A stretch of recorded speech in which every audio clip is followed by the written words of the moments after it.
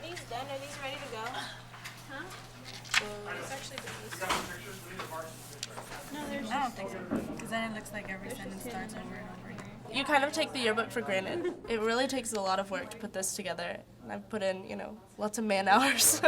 It makes me really happy just to see everybody looking at what we've created and what we've spent so much time working on, and it's just a great accomplishment. I want it to be that so that on every page of the yearbook, whoever's looking at it can feel some kind of connection to the people on that page. When people look back on this, they'll have a little time capsule of high school for the rest of their lives. The yearbooks created by all of the schools throughout Austin over its history would fill libraries. And like those yearbooks, the history of the school district is a rich tapestry of strong leaders, class clowns, and memorable events that have brought our city schools to where they are today. From its creation in 1881, the Austin Independent School District has led a vital and ongoing campaign to provide Austin's youth with superior educational instruction. AISD has contributed immeasurably to Austin's richness and uniqueness by continually encouraging the city's young people to adapt, achieve, and aspire. Drawing on the incredible strength of its students, faculty, and administrators, AISD faces its challenges head-on, focusing squarely on the future, even as it remembers its past. At the dawn of its public school system, Austin was fast becoming a modern city. The first railroad had reached town in 1871, and a small gas company began a decade later. Telephone service, electric lights, and horse-drawn streetcar lines soon followed. Electric street railways began in 1890, and in 1894, Austin erected 29 2,000 candle power lights reaching 150 feet in the air and providing the city with permanent moonlight. Nevertheless, Austin retained many features of an Old West town. Austin in the 1870s and 80s was a small town, but it was a pretty wild town. It was a pretty lively town. Looking down Pecan Street or East 6th Street in Austin, you'd see livestock moving up and down the street, horses hauling wagons. There was a lot of partying. People would come into Austin to party because they lived in rural areas, so they liked to come into town and have a good time. Gunfighter Ben Thompson was elected Marshal of Austin for 1880 and 1881, and he frequently fired bullets through the ceiling of his saloon at 10th and Congress to frighten the typesetters from the Austin Democratic statesmen who worked on the second floor.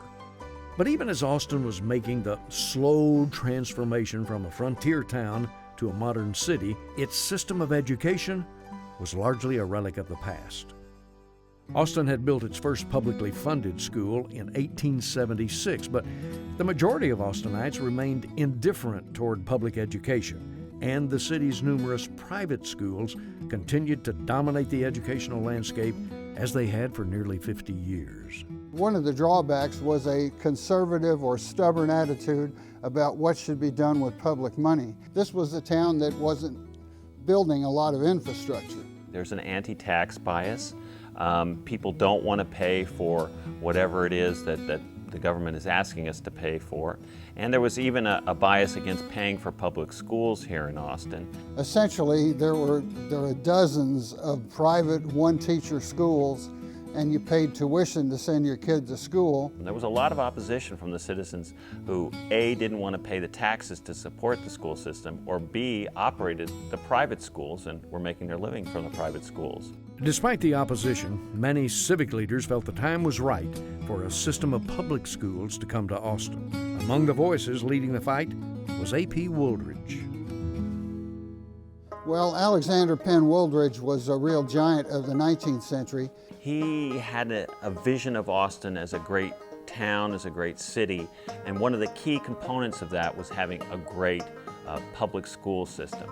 A prominent local attorney, Wooldridge had come to Austin in 1872 and immediately became involved in civic matters. He's one of the guys who proposed that we build a dam to generate electric power. He also served on the committee that proposed Austin as the site for the State University. He was the secretary of the Board of Regents for a while. A.P. Wooldridge had to fight all kinds of political battles to get public schools funded here in Austin, but it has proved to be one of the most far-sighted innovations, one of the most far-sighted gifts that A.P. Wooldridge gave to the city of Austin. Due largely to Wooldridge's tenacity and persuasiveness, a special election on August 16, 1880 resulted in the city assuming control of public free schools within the Austin city limits, and ultimately earning Wooldridge his reputation as the father of Austin public schools. 6 trustees were elected to supervise the schools, and at their first official meeting on November 9, 1880, Wooldridge was elected president. Professor John B. Wynn was named superintendent, necessary buildings and supplies were secured, and teachers were hired. City public schools opened under this new system September 12, 1881.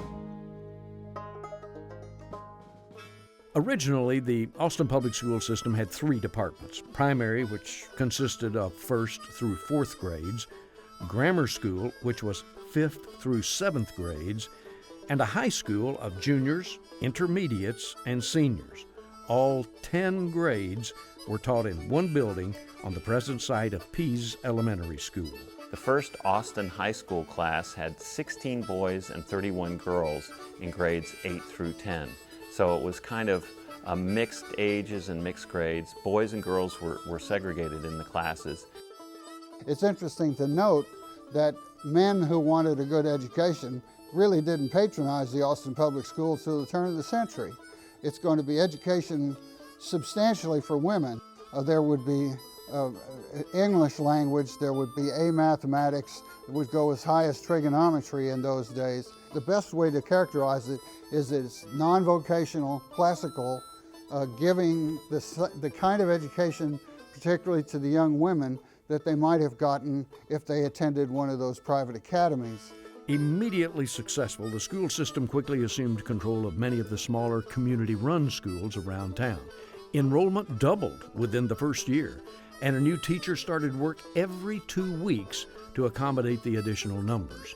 26 public schools were in session in Austin in 1882, and by 1890, total enrollment had increased to 2,710. Already, Austin's public schools were facing the challenges of relentless growth, and creating additional classroom space for Austin's increasingly diverse students soon became a continuing struggle. The First Ward School, which started as early as 1883, was the first public school to predominantly serve Austin's Mexican-American community. They had a habit of having at least a school in each ward of the city. The first ward was in the area that we now call Republic Plaza, and around that was a Mexican-American community here in Austin. The First Ward School was a former warehouse, 2 rooms. Principal was also the custodian because she was able to make extra money. And at the most, there were 3 teachers teaching anywhere from 60 to 90 students. The school closed in 1901, and Austin's Mexican-American students were dispersed to other schools throughout the city. One of the first locations of a school for African-American children in East Austin was at San Marcos and 11th Streets and was known as the Robertson Hill School. Now, the Robertson Hill School was the first place that had extensive classes beyond the 8th grade for African-American students, and that's the real, true beginning of a strong educational center for the East Side. The school was established in 1884, and it continued in use until 1909. For its final 13 years, the Robertson Hill School was run by Principal L.C. Anderson. The son of a slave and a passionate supporter of the idea that the condition of African Americans could be improved through education, Anderson served as the first president of the group called the Colored Teachers State Association. And he had been president of Prairie View A&M before coming to Austin and the Robertson Hill School in 1896. Even after the closing of the Robertson Hill School, Anderson continued to teach in Austin until his retirement in 1928, and his name and belief in education have continued to live on through the 3 high schools in Austin's history that have each carried his name. The Austin High School department, which had begun with an enrollment of 66 students, quickly outgrew its original location. So by 1884, they moved to the Sunday school rooms of the First Baptist Church. By 1894, the high school was using all of those rooms, and they looked around for a place to hold classes. The temporary Capitol building had been built at 11th and Congress after the old Capitol burned. They threw it up in 2 years, and it was a piece of junk. They leased the second floor while private companies leased the first and third floor. The building burned down to the ground in September 1899. The kids didn't go to school at all for 6 weeks while they tried to figure out what to do. They found a dance hall / opera house on West 6th Street. No one's left alive who went to school in the dance hall, but I bet they could tell stories about it now, how strange that had to be.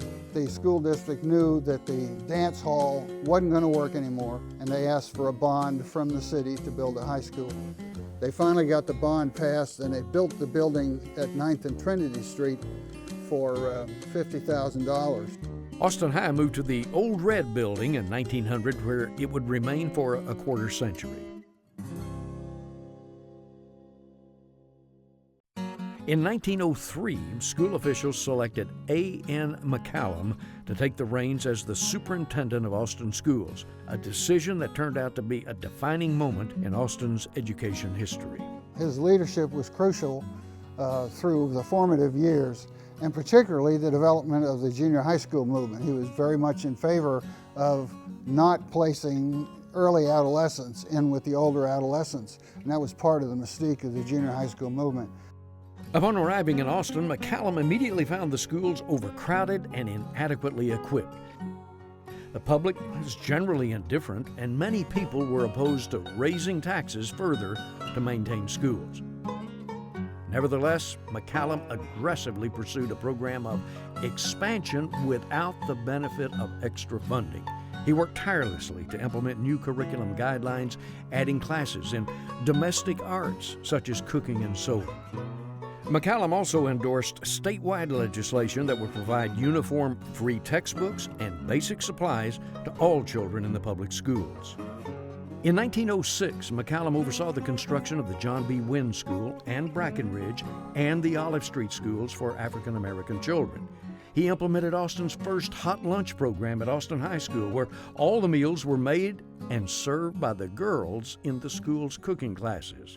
And in 1908, Austin High School started its first night school so working adults could return to school and further their education.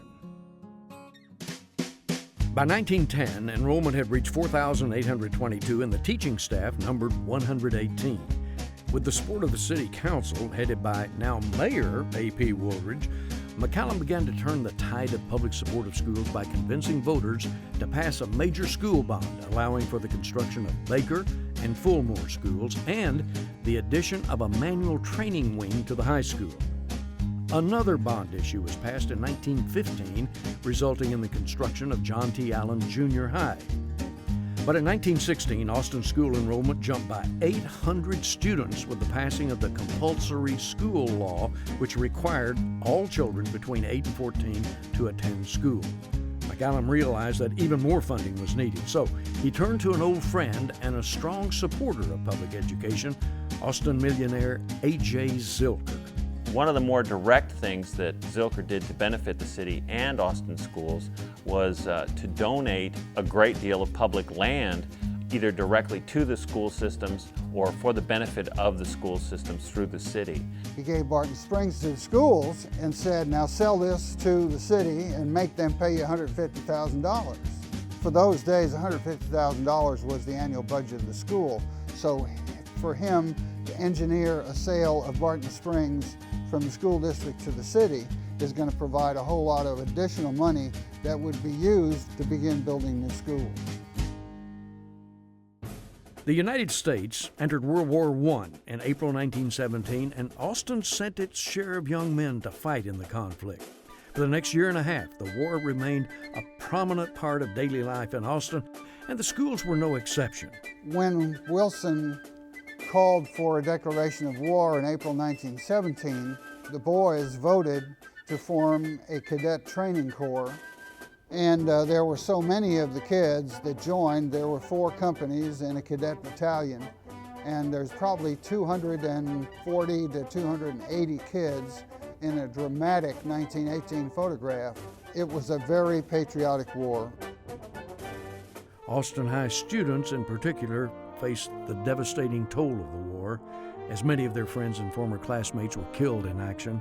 Altogether, 22 Austin High alumni died in World War I, and in their memory, students purchased the Memorial Stone, which was placed at the Old Red campus in 1920. And in the program of the 1920 dedication of the Memorial Stone, they speak of it as a symbol of peace and their grief for those who were lost in the war. So the Memorial Stone is not a tribute to war. We try to tell folks at the school that it actually hopes for peace while paying tribute to those who fell. Between 1900 and 1930, 10% of Mexico's population emigrated to the United States due to the unrest caused by the Mexican Revolution and the need for unskilled laborers to satisfy America's rapidly developing economy. The massive wave of immigration and the compulsory school law's dramatic expansion of enrollment combined to create an environment in which many Mexican-American students were essentially segregated.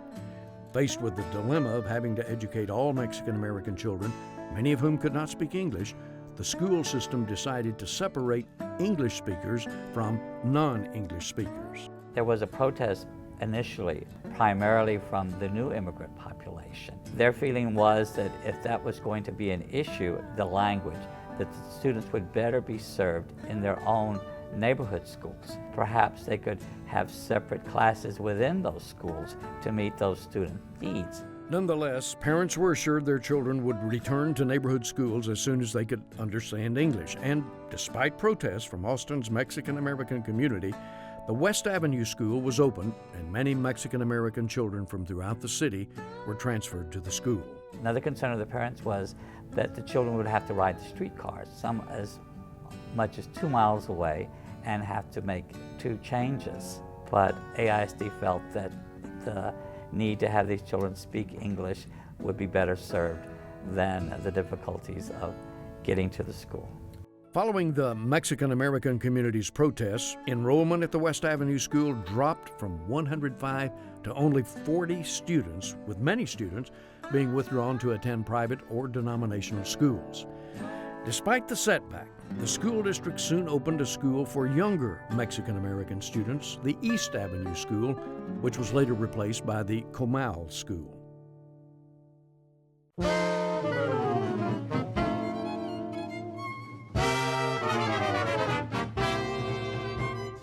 By the 1920s, the city of Austin was booming. The city boasted 35,000 residents and would add nearly 20,000 more before the decade was out.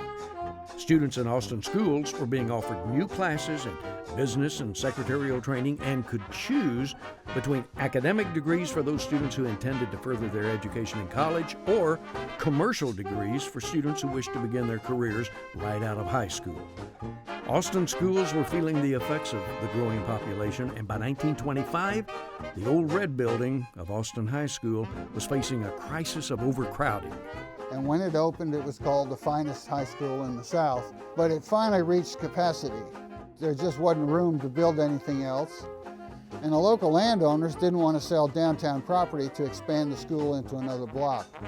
With Old Red bursting at the seams and little possibility of expanding the school to create additional classroom space, McCallum and the school board took the unusual step of finding their solution just a few blocks away at the John Allen Junior High School located at 12th and Rio Grande. During Thanksgiving 1925, the decision was made that the schools would trade campuses. And the kids who'd been in the middle school or junior high school were to go to the Old Red campus. And the high school kids packed up their books and they went to school at 12th and Rio Grande. The 12th and Rio Grande location offered more room for additional expansions over the years, allowing Austin High's new home to remain in use for half a century, growing in student population throughout those years. Old Red, Allen Junior High's new campus, would remain in service until being destroyed in a spectacular fire in 1956. There's a picture that shows the light in the sky, and folks in Buda knew something terrible was happening in Austin. They could look 30 miles north at the northern horizon. It must have been a spectacular fire. By 1927, there were 20 Austin schools, each with its own library, lunchroom, and auditorium. There were 5 free kindergartens with a total enrollment of 220, the first having opened at Palm School in 1917, and PTA groups had been organized at each school. With the crash of the stock market in 1929, America's economy was in a shambles. School budgets were cut nationwide. Many thousands of teaching jobs were lost, and most instructors who remained saw their salaries slashed. In many parts of the country, the public school system seemed in danger of complete collapse. Fortunately, Austin did not suffer as badly as many areas. We were a little bit insulated from the terrible effects of the Great Depression because the University of Texas was here. And the University of Texas was subsidized by a huge oil find that was discovered in about 1923. Austinites also had a knack for getting public funds, and they acquired a lot of funding from the Public Works Administration to do an awful lot of work around town. In many ways, the 1930s were actually very successful years for Austin Public Schools. A.J. Zilker left Zilker Park to the city, providing another $200,000 for home economics and manual training programs. By the end of the decade, a combination of bond issues and federal funding made well over $1 million available for school buildings and grounds, by far the largest amount that had ever been available to Austin schools. In 1933, the school district joined with the University of Texas to build a junior high school at 19th and Red River Streets. The new school would help alleviate crowded conditions at Austin schools while also providing university students with access to observe and practice teach. There would be greater access for their student teachers because the facility was right there. Student teaching is the last thing that a kid does when they get a teaching degree, but the lab school would provide them the opportunity to observe and participate before that. You had many teachers who had PhDs, and we shared our work, and I taught special education. I would go down and I'd say, now, I don't think anyone's ever done this before, but I'd like to do da-da-da-da-da. And he said, is it in the best interest of kids? Yeah, do it. 2 years later, Zavala, Becker, and Rosewood schools were built and other buildings were renovated. At the close of the 1930s, high schools had moved from 11-year to 12-year programs, and enrollment had increased to more than 15,000 students with a teaching staff of 479. With the opening of Zavala School, the segregation of Mexican-American students extended beyond primary education. More than 350 students were transferred from Bickler, Comal, Palm, and Metz schools, despite the wishes of many parents that their children have the opportunity to learn and associate with children at their neighborhood schools. Americanization was the big term that they were using at the time, that they felt these children were coming from a principally rural area where agriculture was practiced, and they needed to be civilized as to Americanization. Educators at both Zavala and West Avenue schools attempted to fully Americanize Mexican-American students by methods that included banning the use of Spanish on the playground or in the classroom. With the closing of the Comal School in 1936 and the West Avenue School in 1945, Zavala became the only remaining school in Austin designated specifically for Mexican-American children. In the spring of 1942, A.N. McCallum's failing health forced him into retirement. In his 39 years of service as superintendent, McCallum had seen Austin grow from a small rural community into a large metropolitan area. His leadership was crucial through the formative years. And if anybody should be remembered by this school district as the architect of modern education in Austin, it's going to be A.N. McCallum. Due to his incredible influence, Austin developed one of the elite public school systems in the state. His dedication to making sure all students receive the best possible education distinguished him as one of Austin's most important and visionary leaders. He was mourned throughout the city when he died in 1943. In the 1940s, Austin schools responded in patriotic fashion to the various challenges brought on by World War II. During the Second World War, Austin was affected pretty much as other cities around the country. People had to cut back on what they consumed. They could only use gasoline, using ration coupons, the same with some staples like sugar. There were drives to do things like collect tinfoil and collect other items for the war effort. The school board authorized full participation in the national defense effort. New classes reflected the war mentality, with students studying subjects such as aircraft sheet metal work, motor repair, and blueprint reading. The entire manual training wing of Austin High School was placed at the disposal of the War Department. Immediately following the war, in 1946, a huge bond issue made possible the construction of 7 new buildings, additions to 10 others, renovations of 13 buildings, and the building of 2 athletic fields. World War II also saw changes in the school district's policies toward Austin's Spanish-speaking community. In the early 1940s, classes on Latin American history were added to those concentrating on United States history, and courses in conversational Spanish were introduced in the 7th, 8th, and 9th grades. The practice of maintaining separate schools for Mexican Americans ended gradually, and Mexican American students began attending the schools nearest their homes. By the end of the decade, greater numbers of Mexican American students were attending Metz and Palm, as well as Zavala schools, and the ethnic makeup of Austin's neighborhoods began changing dramatically. When Irby Carruth took over as school superintendent in 1950, he immediately faced a serious challenge due to the continuing expansion of the school district. The arrival of the first baby boomers and a building and maintenance deficit from the Depression and war years also took a considerable toll on Austin's schools, and classroom shortages began to reach serious proportions. Austin High School's population had climbed to more than 3,000 students, and the numbers were continuing to rise in elementary and junior high schools across the city. With a classroom crisis looming, the school district made the momentous decision to build 3 new high schools, including a new campus for the students of Anderson High School. The first new school was named for a hero of the Texas Revolution, William B. Travis, and in a tribute to the guidance and leadership he had given Austin education for so many years, the second school was named for longtime superintendent A.N. McCallum. We're going to build a North High School and a South High School and a new African American school. And the unique thing about the African American school is that much of the design of Travis High School is used for the development of the Anderson campus, because the Supreme Court had said in a number of decisions, facilities must be equal, but they can be separate. The September 1953 openings of Travis, McCallum, and Anderson High Schools marked a new era in Austin public education.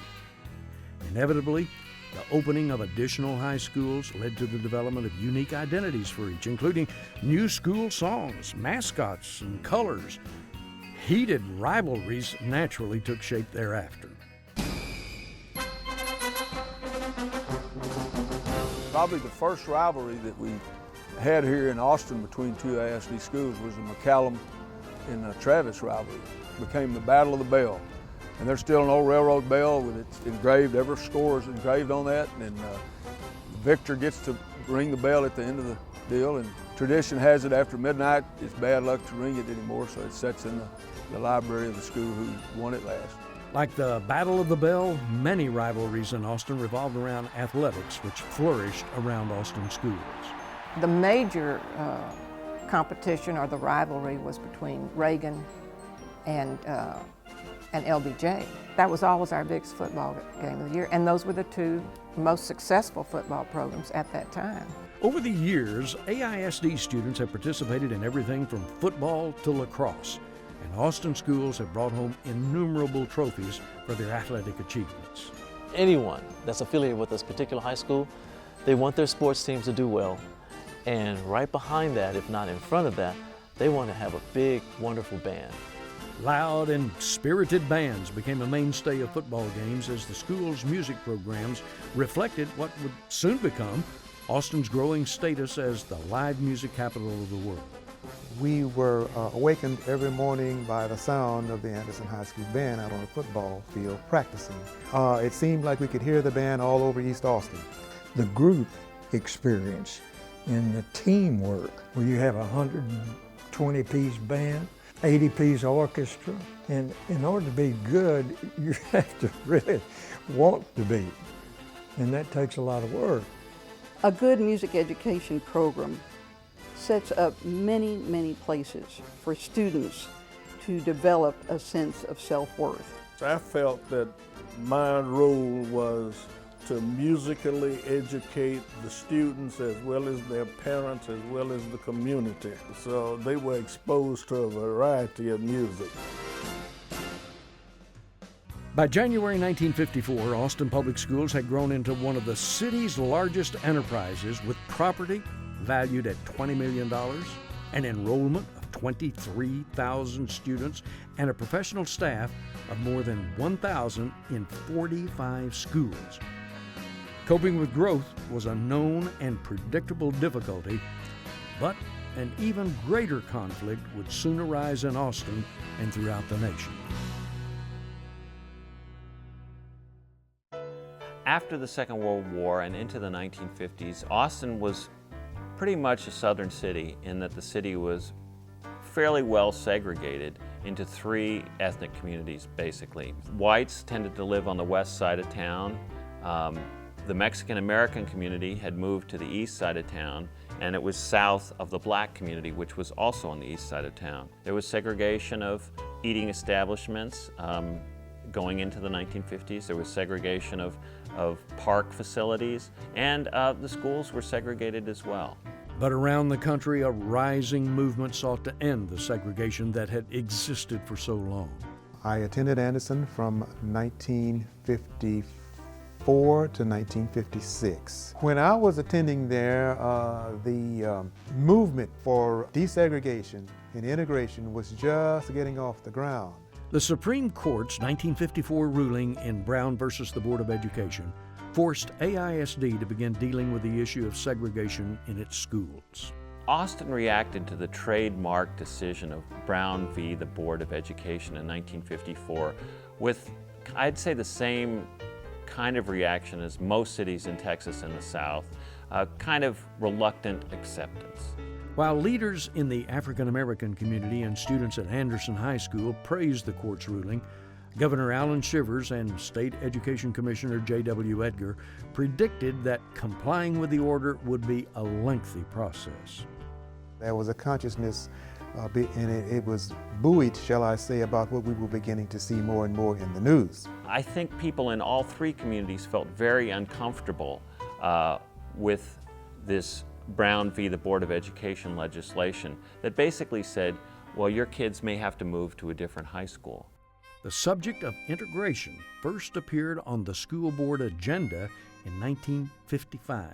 The trustees at that time decided they wanted to do something orderly, something that didn't scare a lot of people, and they decided they would start implementing a grade at a time beginning in high school and start sending kids to their neighborhood school regardless of race.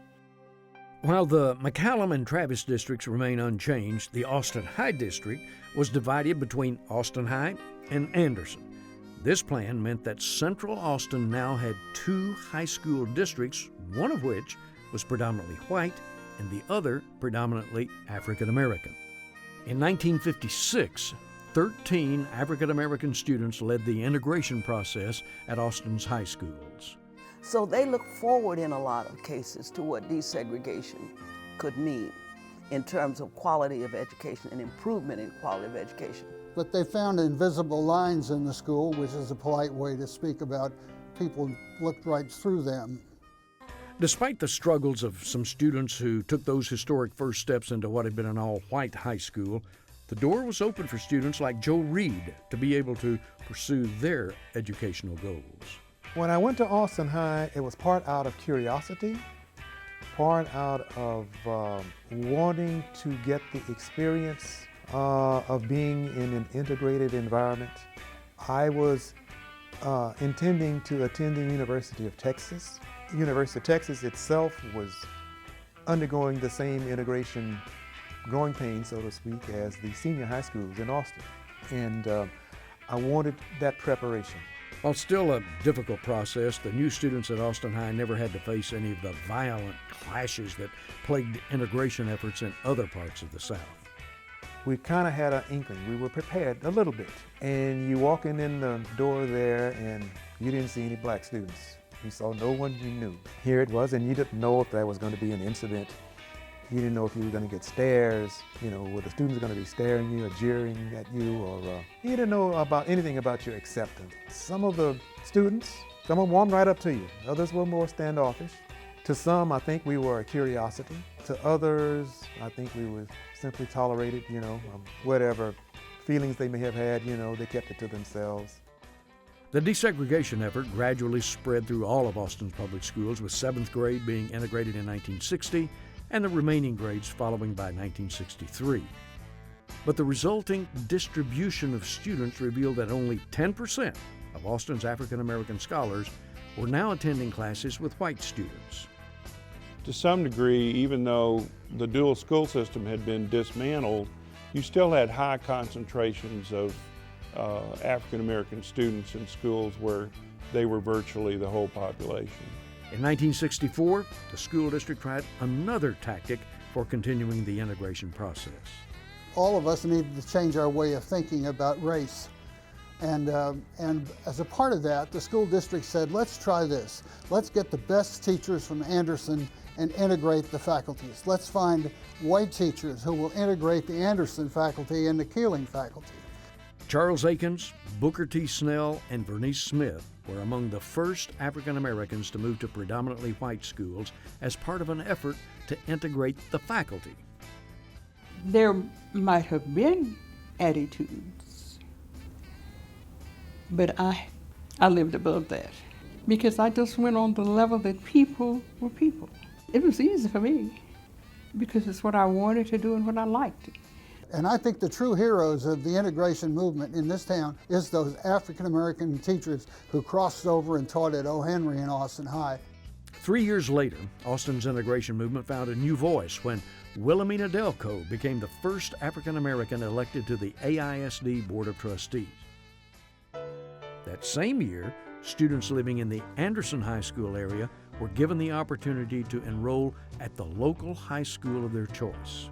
They had just voluntarily put in something called the majority to minority transfer rule. And this applied to African Americans only. If you were in any school, particularly high school, in which you were a majority, you could ask for a transfer to a school in which you were not a majority. And it was particularly difficult because they did not provide any transportation. It was very selective in terms of people who could afford to travel to the school there and afford to come back and afford any transportation that was necessary to enable them to participate in extracurricular activities. A 1968 investigation by the Department of Health, Education, and Welfare concluded that Austin's public schools remained a dual system, and as a result, the school board was ordered to scrap its freedom of choice plan and create a new plan by the beginning of 1969. There was an attempt to rezone students from the Maplewood attendance area over into the formerly all-black Anderson High School that the federal judge, Jack Roberts, the local district judge, ordered in 1970. Over that weekend, I will never forget it, the students at Anderson came back and they cleaned up in the school district as if in recognition that this was different. painted the whole school. They were hauling lab equipment in and all the kind of things that were not only appropriate but necessary.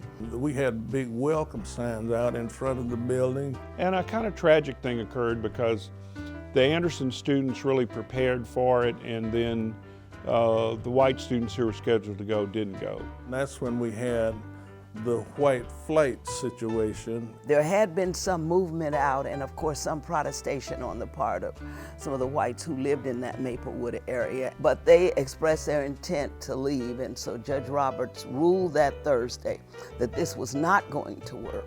And since in his opinion it was not going to work, he ordered Anderson closed as a high school. Although the move to close Anderson was made with the intention of forcing integration, the majority of students and parents, as well as the school's alumni, were dissatisfied and felt the closure was handled hastily and without proper consideration of the school's unique history and traditions. Even today, the people of Austin that pass through the halls of Old Anderson look back at their alma mater with a pride and a passion that few other schools can claim. Anderson High really was one of the better African-American schools in the country and had a national reputation. That was the one thing in the community that we all had in common, is we all went to Anderson High School. We were always taught that we were as good as anybody else. Our teachers, always reminded us that, because they knew that we would go on into life, and they tried not to let us feel inferior. And we took that with us as we left Anderson, and it became a very valuable part of our Anderson experience.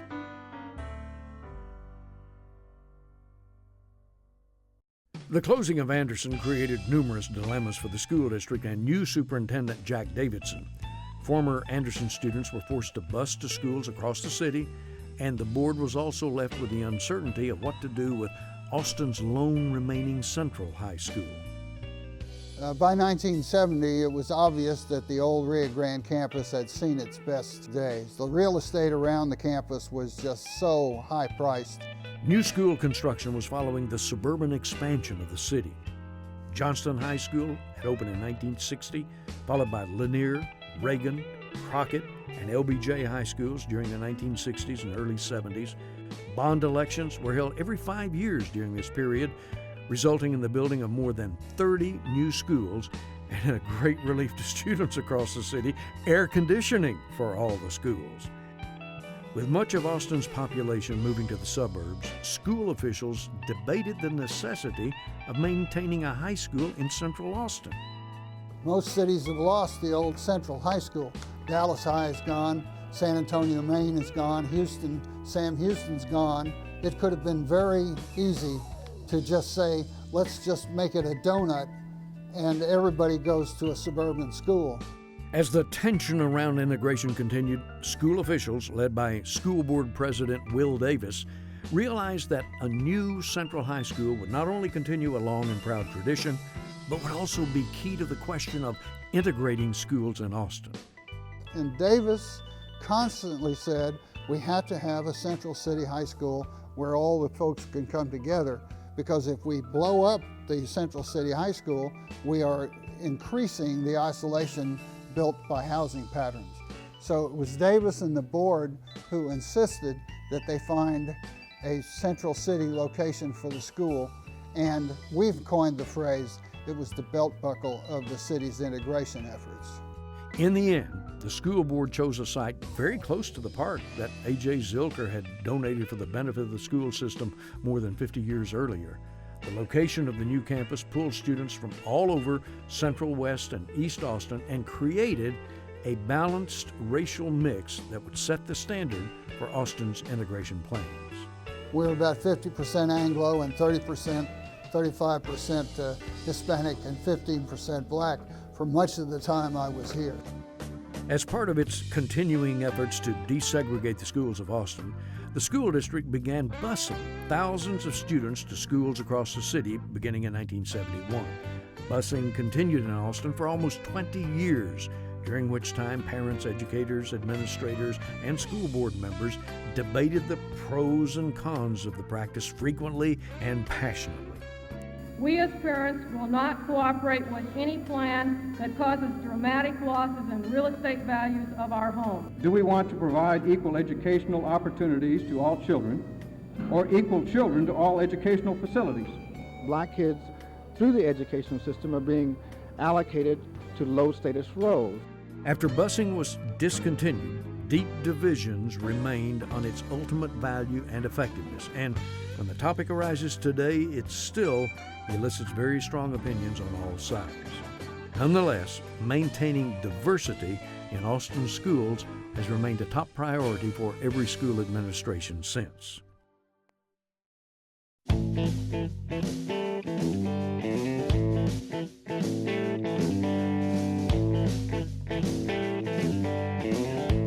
Over the last few decades, Austin's population has exploded, and the city has truly become a major metropolitan area.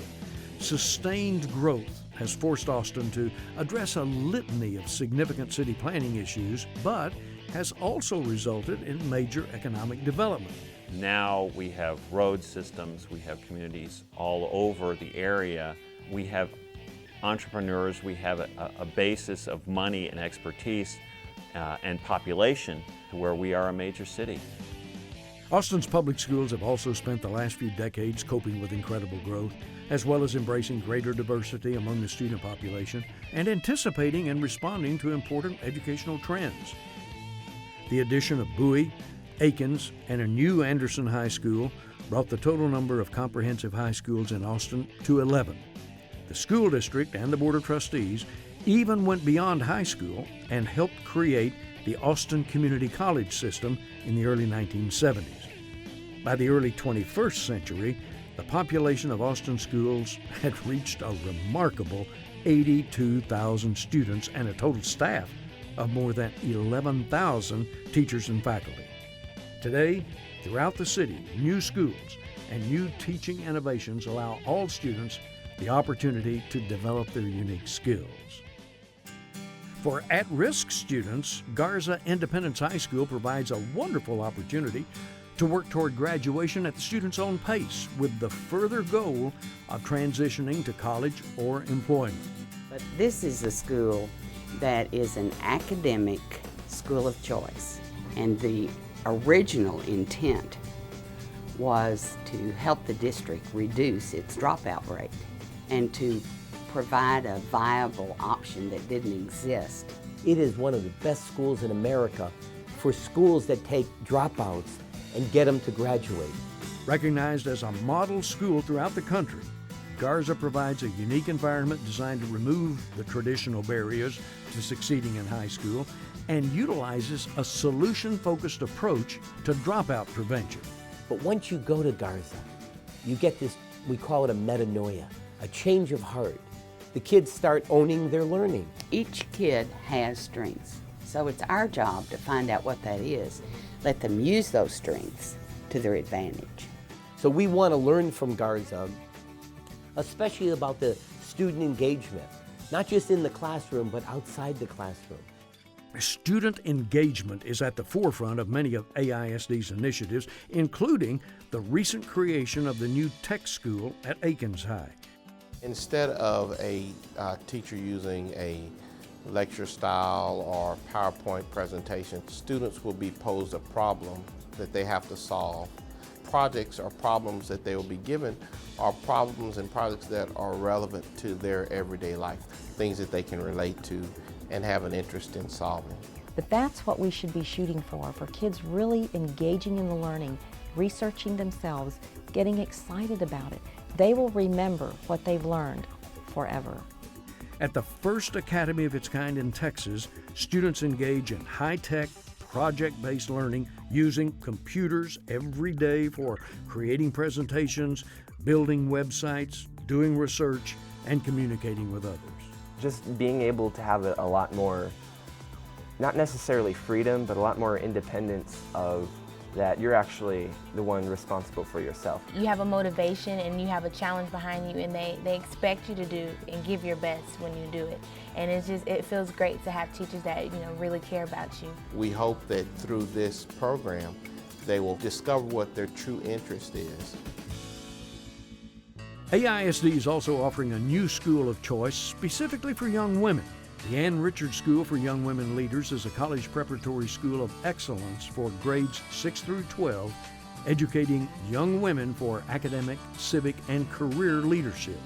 Ann Richards School is sort of a unique offering in the district in that it allows girls the opportunity to make choices about what kind of path they want to follow in the school system. The Ann Richards School is based on 3 areas that Ann Richards really was very interested in making sure girls had advantages in leadership, going to college, and wellness.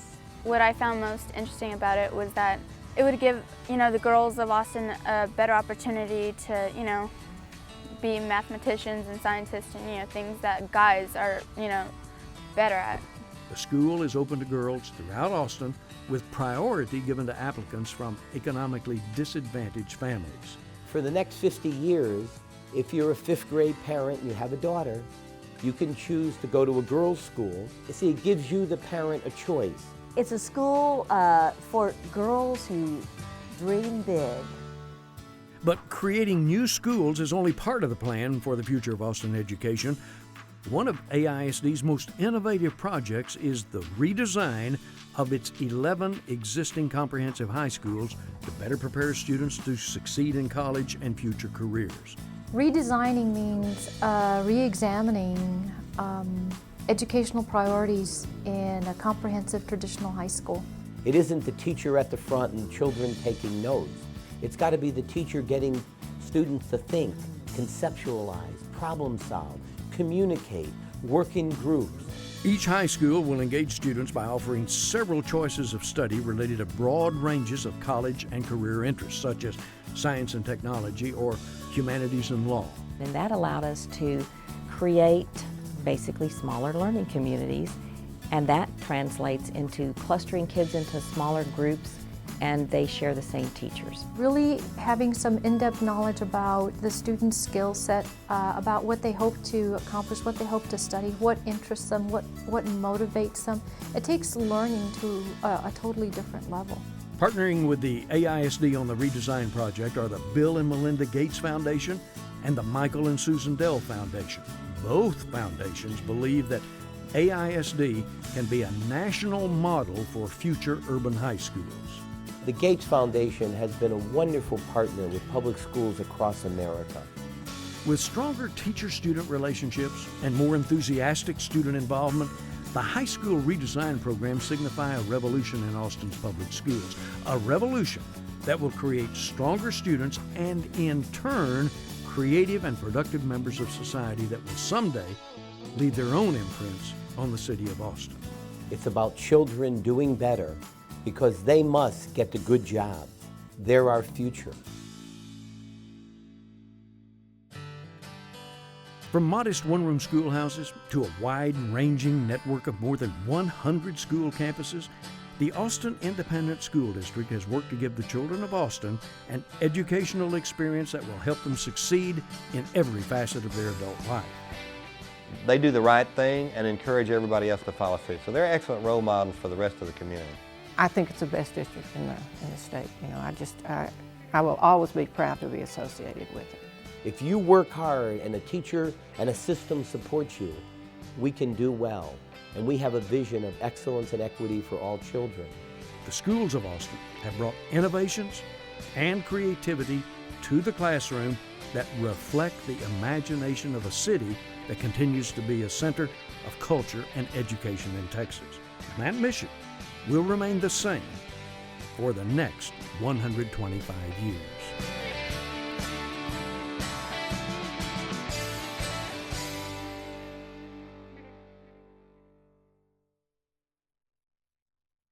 I went to Baker Elementary School, which was about 4 blocks from my home. I didn't want to go to school.